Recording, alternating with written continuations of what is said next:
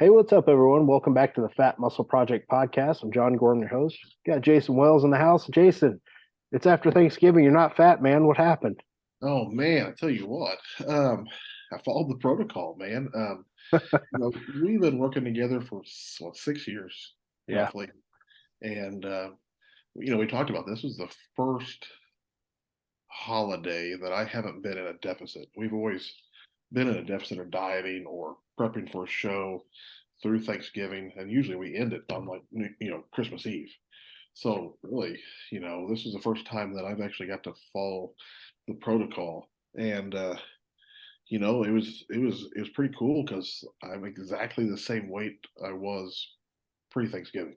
yeah, So, like I told you before, like I'm glad it's over because I mean you work your tail off, for those 3 days leading up to your meal, and I had three different meals, so I did the protocol three different times. oh yeah, So I mean, it's a testament that it works if you follow it, But like I said, it's not easy. I mean, you think about you're doing high rep workouts every day, and some people they dig that. And there was a point in time in my training, I used to do 20 or 30 reps all the time, right, but we've transitioned away from that, man. It's hard to go back to that yeah.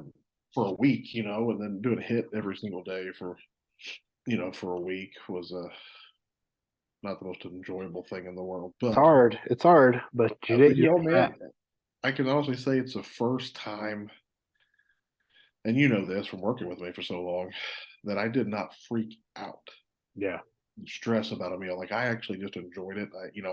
I didn't go ape shit. Like I mean, I ate till I was full and I was done. I had a piece of pie, or maybe I had two pieces of pie. I yeah. think I sent you that text message asking you a question about when you said one piece of pie. Is that per pie or like But I mean, but I didn't stress about it. I think a lot of that maybe part of the reason why I didn't gain any weight because stress has a lot to do with holding some water weight and stuff. And man, I just didn't. I didn't stress. I didn't. It wasn't like I didn't care. It's just I think I've been doing this long enough. I understood Yeah. And probably better than I did 5 years ago.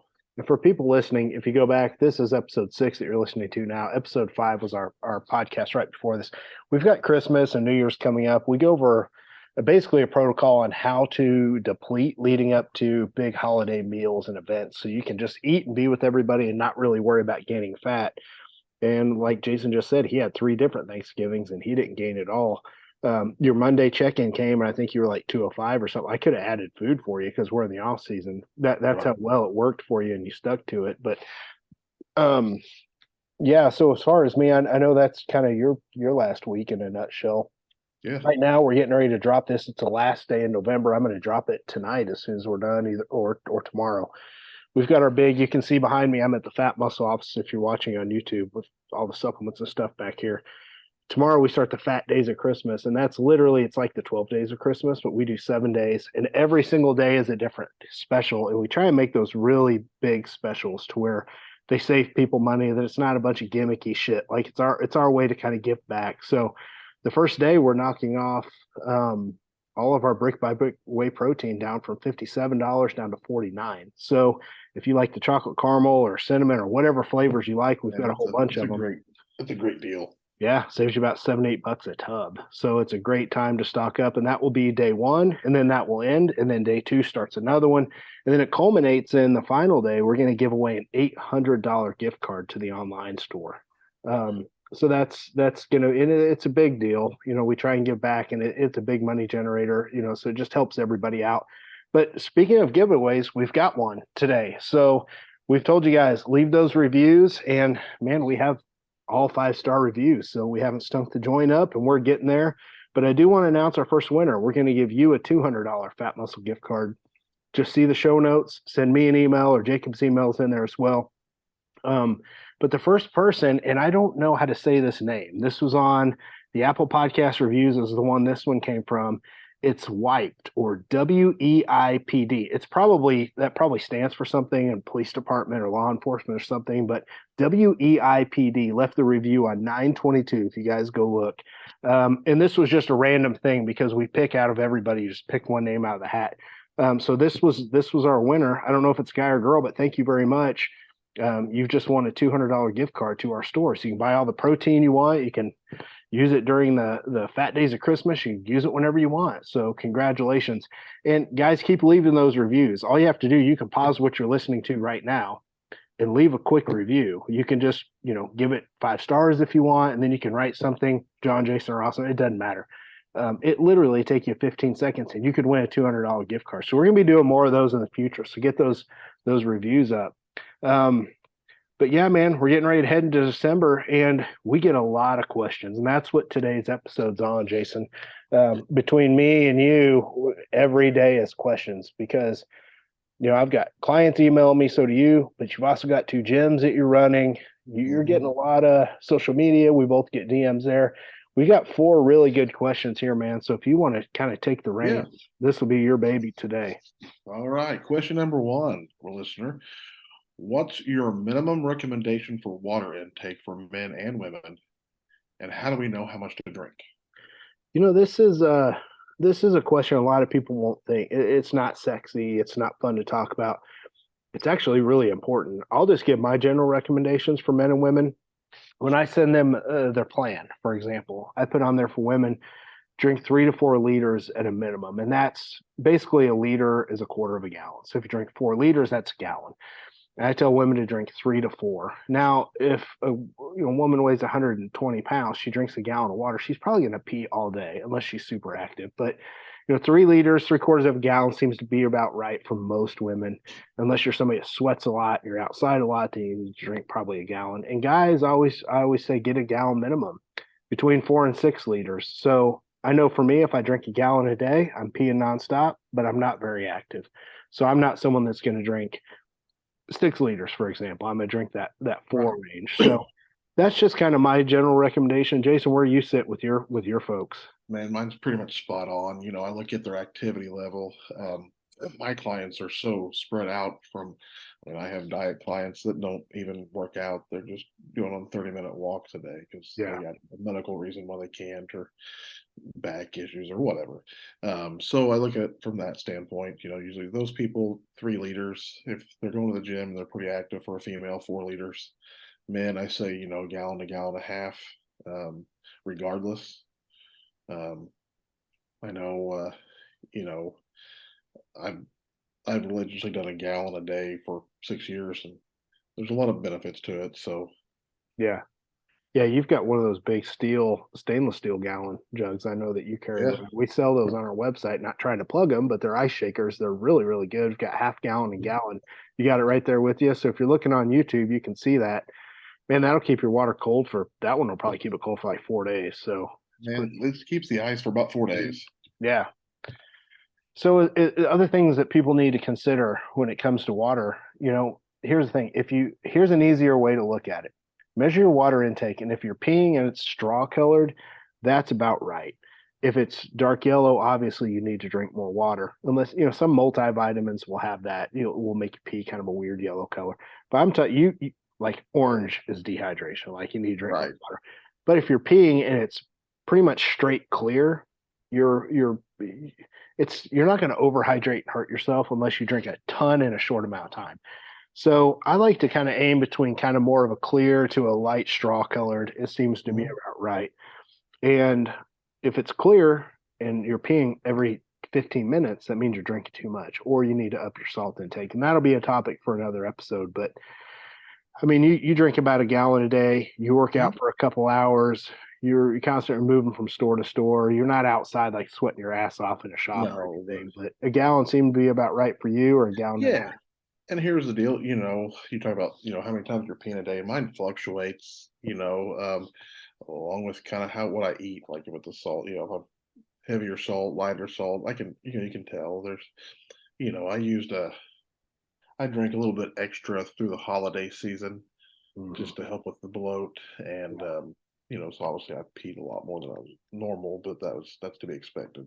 Yeah, and that's I just made a post on social a couple days after Thanksgiving. I said a quick, easy way to get the bloat off that you can use water. So you can up your water intake to extra, and it will flush bloat and extra water that you're holding from like high sodium and stuff like that. And I'm sitting here drinking this caffeine free Bang because I'm cutting back on my caffeine. And also, Jason, a lot of people ask, Well, does things like energy drinks or coffee and stuff like that count as water intake? Yeah, I mean it's primarily made up of water, but just as a general rule of thumb, I just like to tell people make sure you get your 3/4 of a gallon or your gallon or whatever you're supposed to have. Make sure you get that in, and then whatever else you want to drink on top of that is fine, as far as Hmm. like tea or coffee or energy drinks or what have you. So that's just kind of my general rule of thumb. So Well, I think too, when you talk about that too, I mean, just kind of off subject here is, caffeine's a natural diuretic. So exactly, if you're pounding a lot of caffeine, you probably need a little bit more water. yeah, So, yep. All right, man. What we got next? all right, number two, I wake up early in the morning to train. It's the only time I have. I'm up at 5. I'm in my home gym by 5:15. I had been training on an empty stomach, but heard you talk about not being good. What's the best approach here if I don't feel good with food on my stomach that early? So this is something you and I both deal with a lot when we have clients that have to get up and train early. Hmm. So sometimes this is the best time or the only time, like this person asking the question here. And can you train fasted? Sure, anybody can train fasted. The problem is when you wake up in the morning, you're in a catabolic state, meaning that your body's more in a breakdown state. You're breaking down fat. You haven't had protein in maybe 8 hours, so you're not in an anabolic state. You're in a catabolic state, and cortisol is high because it should be high in the morning to wake you up. If you go start doing something that's going to spike cortisol, cortisol is then going to go through the roof, and you haven't switched your body over from a catabolic to an anabolic state. So training fasted is never a good idea. Now, is it splitting hairs for Gen Pop? It depends. Like if somebody's going to do that 6 days a week and they're training early in the morning and they're not having any food, it's probably not going to be that great because cortisol is going to chronically be getting spikes super high in the morning. So Hmm. what I like to tell people is there's two different approaches here. And Jason, you weigh in on what you like to tell people or what you've done yourself in the past. I tell people two things. If you're not someone that likes to have something on your stomach, have whey protein isolate. That's ours is literally one scoop's 25 grams of protein, no carbs and fats, and it will literally absorb in your system and you won't even know it's there. You need 6 ounces of water for a scoop or two. Hammer that down the hatch as soon as you get up. You're not even going to know that's in your system because your body's already going to be processing that and moving on to the next stages. So you need to have that to turn your body on and the catabolic state off and turn the anabolic state on. Then you're ready to go train.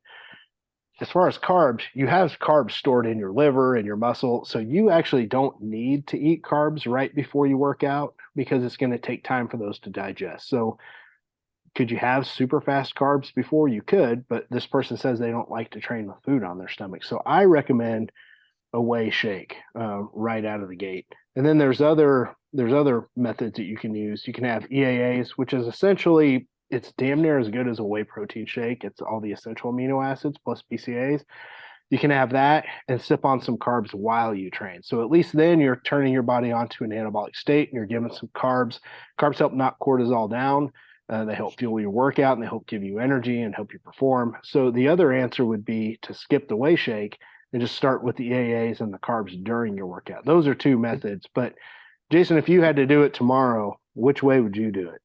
So, for me, I mean, obviously, I don't like working out in the mornings, anyways. Uh-uh. I don't.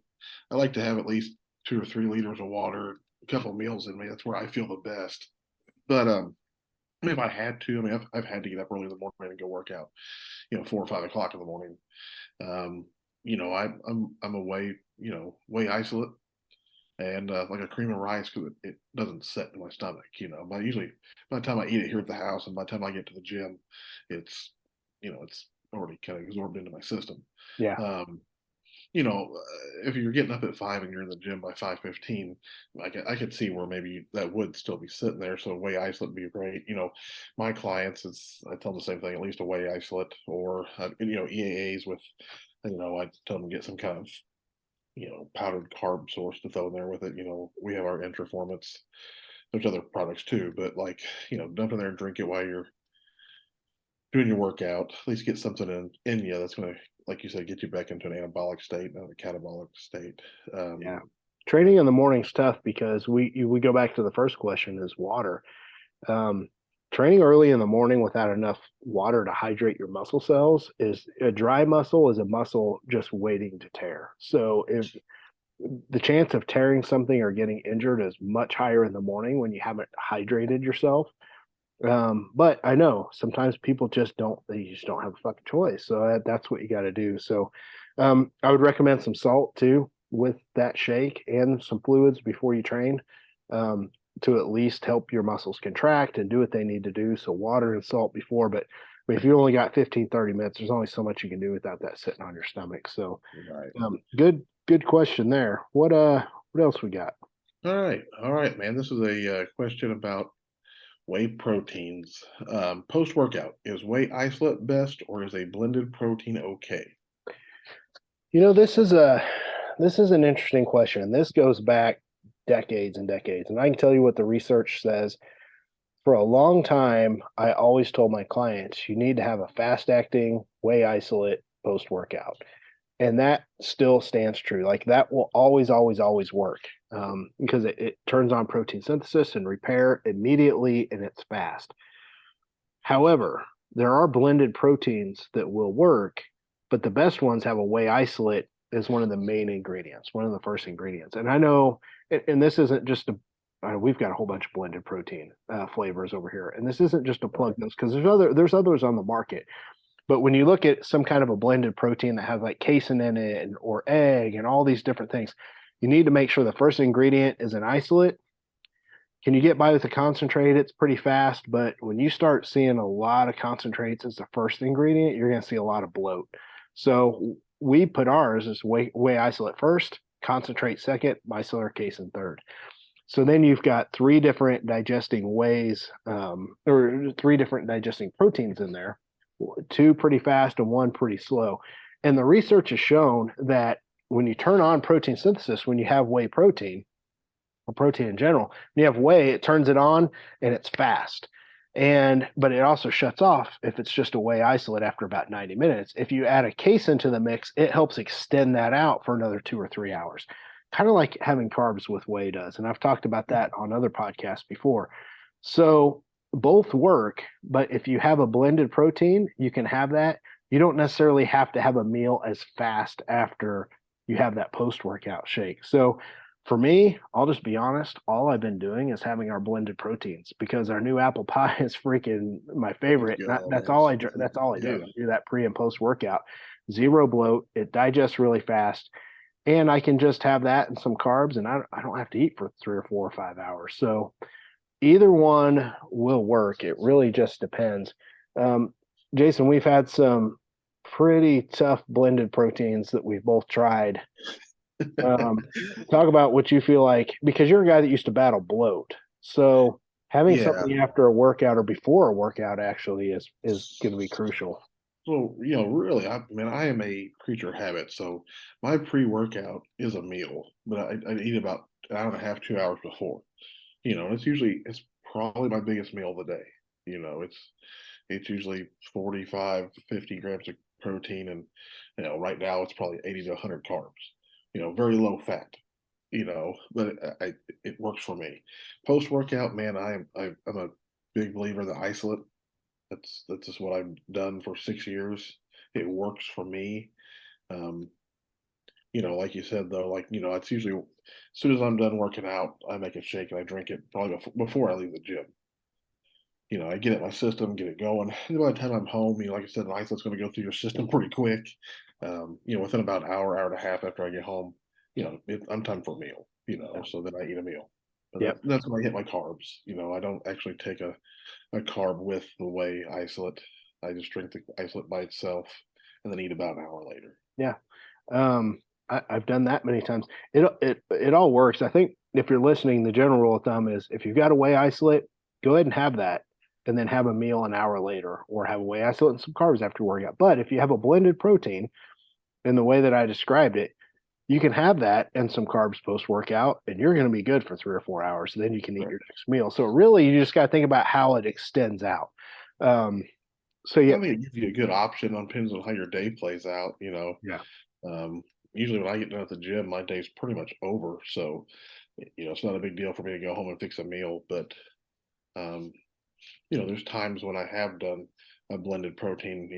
Our apple pie. Like you make that with a half a scoop of our fat snacks and pour that over some Chex Mix or Chex cereal, dude. It's pretty legit. So there's days when I got a lot going on afterwards, kids and sports and everything else. It's just easy for me to know, hey, I can eat this. It's going to last for 3 or 4 hours and, get me through that sporting event and fix something afterwards.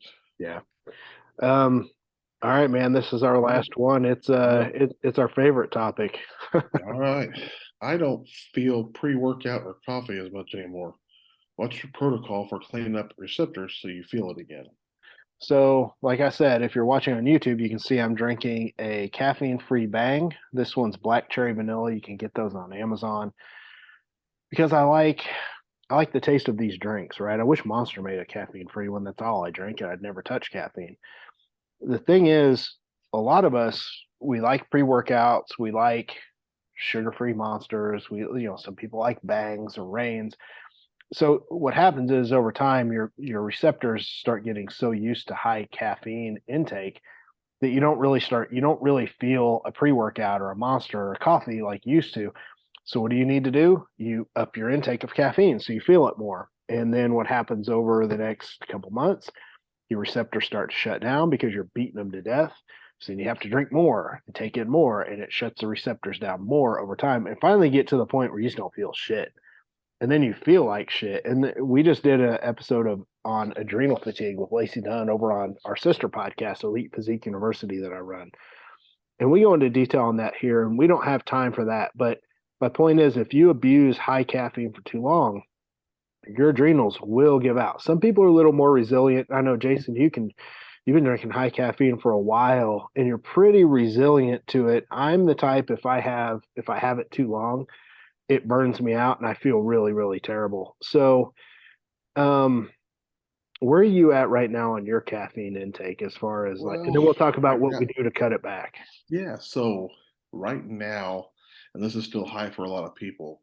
I'm about 700 milligrams a day, but that's down from about 1400. Yeah. I'm a 4 or 5 monster guy plus pre-workout, and I may drink a couple of diet Dr Peppers or something like that. And what I've done is kind of like what you have. I've gone more the no caffeine route. I think it's more of a taste thing for me. Like I get my gallon of water in every day religiously, and you get tired of just drinking water, So I think it's that the carbonation. I come from a long history of drinking, 10 to 12 Mountain Dews a day, Yeah. back in my previous life. And so I think my body's accustomed to tons of caffeine. But I can always tell, like, if I drink a monster at 9 o'clock at night and I'm in bed by 9:30, it's probably about time for me to cut back because it's really not doing what it's supposed to. Yeah. And we So definitely don't recommend your caffeine intake for pretty no, much not very many. anybody. There are just some people that are more resilient. Just like some people can handle stress way better. Like I know people that can sleep 5 hours a night and they have forever and they can build a world class physique. The rest of us look and feel like trash doing that. So if I had that much caffeine, I would be wired that whole day, but then the next 3 days I would crash really, really hard. So Right. we're all a little bit different. So if you're to the point where you need to cut your caffeine back, and for most people, what I've seen, if they're taking in 400 mgs or more a day over time, at some point they're going to just start to not feel it as much. Here's a simple protocol that I like to tell people. I'm kind of a pansy. I don't like to cut shit cold turkey. The only time I used to smoke back in like 2008, I cut that cold turkey, but that's different. Caffeine, you cut it cold turkey, you're going to have a massive headache. You're going to feel like shit. It's worse than the keto flu. So, what I like to do is tell people take your current caffeine intake, cut that in half, and do that for a whole week. And then, if you need to, cut that amount in half again in another 1 to 2 weeks. And what I've noticed is I went from drinking at the highest, I was 3 monsters a day, which was only about 450 megs of caffeine, and a scoop of pre workout of ours. And ours is low caffeine, it's like 250 per scoop. So that's like, I don't know, 700 grams a day, milligrams a day. When I just cut everything in half and drank like diet Mountain Dews or inserted some caffeine free bangs, It only took 2 days. I didn't have a headache, and it only took 2 days. I actually started feeling better because I had more natural energy. And when I did drink caffeine, I was feeling it more. So part of that I was feeling better was more natural energy from your adrenals kind of getting reset. But then you feel the caffeine that you're drinking too. So then you're feeling good from that. And then if you cut it back more, you're just going to feel better. So most people, if they can just keep it out and just have a little bit in, like around the workout, and give that time, save the higher caffeine intakes for when you really need it. Hmm. Like if you have a big event coming up, or if you have got fucking finals week, if you're a student, like I remember those days. I'm sure you do too, Jason. Yeah. Like save it for stuff like that. But like toward the end of prep, save your caffeine intake to ramp it up then. When that way you don't have it ramped so high when you get to the end of prep, you're not feeling anything anyway. So Right. that's kind of my recommendations. You have anything that you want to add to that? Nope. That's no, I do the same. That's what I'm doing right now. I cut it in half. Probably next week I will cut that in half, and I'll get down to where I'm drinking one monster a day and a pre-workout, which is quite a bit less for me. But I've done it several times through the years because you get to a point where you've done this like you have or I have, where you kind of know, you get to know your body, know, hey, it's probably time to cut back, Yeah, and and those I'd hit little that spot. And I they're think it was probably two coming out of prep, we're 3 months post show. Uh, Towards the end, I used a lot of caffeine just to keep you going. Um, so I think that's probably the reason why I got to where I was. So, but I can already tell you right now, even cutting back in half, I actually have more energy on half the amount of caffeine than I did. Yeah, me too. And there's little hacks too that you guys can do. Like before the show started, Jason and I were just talking because he orders in product for the gyms, and we were just talking. You can see these at gas stations. Monster makes a 12 ounce, like the white can Monster, the Monster Ultra. Normally they're 16 ounces. They make a 12-ounce can. It's a little skinny can. It's only at like 105 mgs of caffeine, which is much better than 160.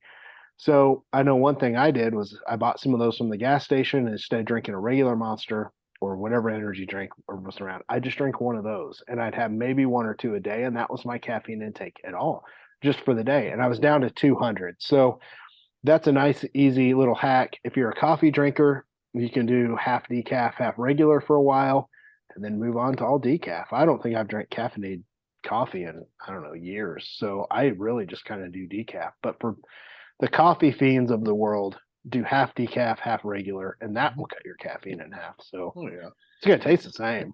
Yeah, and too, like, then there's products out there, like we sell one, they're non-stem pre-workouts that, Hmm. to be honest with you, one of the things I dropped was the pre-workout with caffeine in it. Yeah, me too. Just using our bulletproof, and dude, I can't tell a difference. Like, Yeah, you get the same focus, you get the same energy.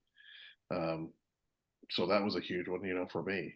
So I yeah, know there's other products out there like that, but I mean, that's another hack you can do is try switching up your pre-workout and try stem freeze. yeah. That's a good point. You think I'd think of that owning a supplement company with it sitting right behind me in the background That's over what there. you We got got me for, both of man. them. I can You see it always back got there my too. back. Yeah. You always got my back. So man, so this has been a fun episode. We're not going to keep you guys very long.